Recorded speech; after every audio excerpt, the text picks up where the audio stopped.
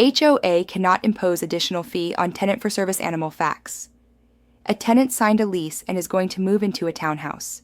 The tenant has a service dog. The HOA wants to charge the tenant $75, which is charged to all pet owners to pay for DNA testing. The HOA has DNA testing performed, so they can identify individual pet owners to enforce the HOA policy that residents must clean up after their pets. Issue: can the HOA charge $75 to the tenant for the DNA testing of the dog? Answer: no. Discussion: reasonable accommodations for assistance animals under the FHA and Section 504 states. An assistance animal is not a pet. It is an animal that works, provides assistance, or performs tasks for the benefit of a person with a disability, or provides emotional support that alleviates one or more identified symptoms or effects of a person's disability. Therefore, the tenant's service animal is not considered a pet, and the HOA cannot impose the $75 fee. To do so would be an act of discrimination under the Fair Housing Act. HOA cannot unreasonably restrict access to swimming pool. Issue: an HOA rule prohibits the use of the community swimming pool by anyone under 16 years of age unless accompanied by an adult. The tenant's 13-year-old son has been barred from the use of the swimming pool because of repeated violations of this HOA rule. Is this HOA rule enforceable under the Fair Housing Act? Answer: probably not.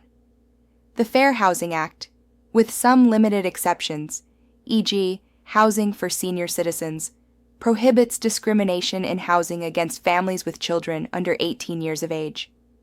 In addition to prohibiting an outright denial of housing to families with children, the Fair Housing Act also prevents the imposition of special requirements on tenants with children.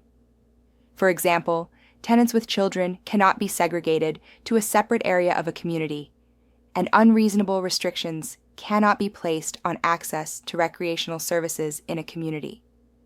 The inability of a 13-year-old to use the swimming pool in the community without an adult is probably an unreasonable restriction. HUD provides guidelines for the use of equal housing. Logo facts: a licensee would like to advertise in a local newspaper. He is not sure what size logo to use for the equal housing symbol. Issue: are there size requirements for the equal housing symbol when advertising?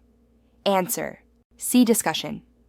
Discussion: HUD provides detailed information regarding how to comply with fair housing laws on its website. When advertising in print or any other media, HUD gives these guidelines: 109-30, Fair Housing Policy and Practices. A. Use of equal housing opportunity logotype, statement, or slogan. All advertising of residential real estate for sale, rent, or financing should contain an equal housing opportunity logotype. As a means of educating the home-seeking public that the property is available to all persons regardless of race, color, religion, sex, handicap, familial status, or national origin. The choice of logotype will depend, in space advertising, on the size of the advertisement. Table I, see Appendix Y, indicates suggested use of the logotype and size of logotype. Table 2, see Appendix Y, contains copies of the suggested equal housing opportunity logotype. Table I, a simple formula can guide the real estate advertiser in using the equal housing opportunity logotype. In all space advertising in regularly printed media such as newspapers or magazines, the following standards should be used. Size of advertisement. Size of logotype in inches 1-2 page or larger, 2x2 1-8 page up to 1-2 page, 1x1 4-column inches to 1-8 page, 1-2 x 1-2 in space advertising, which is less than 4-column inches, 1 column 4 inches long or 2 columns 2 inches long of a page in size. The equal housing opportunity slogan should be used. Such advertisements may be grouped with other advertisements under a caption, which states that the housing is available to all without regard to race, color, religion, sex, handicap, familial status, or national origin. In any other advertisements, if other logotypes are used in the advertisement, then the equal housing opportunity logo should be of a size at least equal to the largest of the other logotypes. If no other logo types are used, then the type should be bold display face, which is clearly visible. Alternatively, when no other logo types are used, 3 to 5% of an advertisement may be devoted to a statement of the Equal Housing Opportunity Policy. Table 2. Illustrations of logo type, statement, and slogan. Equal housing opportunity. Logo type. More information can be found at the HUD website. Equal housing logos can be found here to use on any advertising. An individual with AIDS may be entitled to a pet. Despite CCNR's issue, the CCNRs in the community prohibit pets. An individual with AIDS is emotionally attached to a small dog. Is an individual with a disability, such as AIDS, entitled under the fair housing laws to a small dog despite the CCNR prohibition against pets? Answer. If the small dog is necessary for the individual with AIDS to have an equal opportunity to use and enjoy his home, the no pets provision of the CCNRs could probably not be enforced. On the other hand, if the small dog is simply desirable by the individual with AIDS, there would be no violation of the fair housing laws if the no pets provision in the CCNRs was enforced. Landlord must allow an assistance dog as a reasonable accommodation for a handicapped tenant. Facts.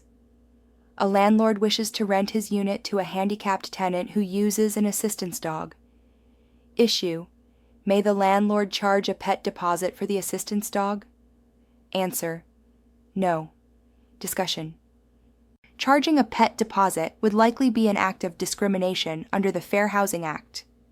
Discrimination under the Act includes a refusal to make reasonable accommodations in rules, policies, practices, or services when such accommodations may be necessary to afford a person with a disability equal opportunity to use and enjoy a dwelling.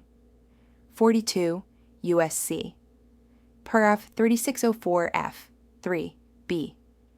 So long as the requested accommodation does not constitute an undue financial or administrative burden for the landlord, or fundamentally alter the nature of the housing, the landlord must provide the accommodation. Sue note. Builder cannot waive liability for construction defects. Issue. An owner of a lot hires a builder to construct a home on the lot. The owner of the lot is requesting that the home be built on a hilly part of the lot.